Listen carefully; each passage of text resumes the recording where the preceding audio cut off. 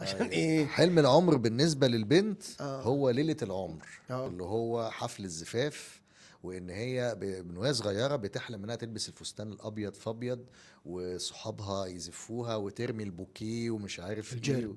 الايه، الجرب. الجرب. هو اه. اسمه جرب مش بوكيه. اه.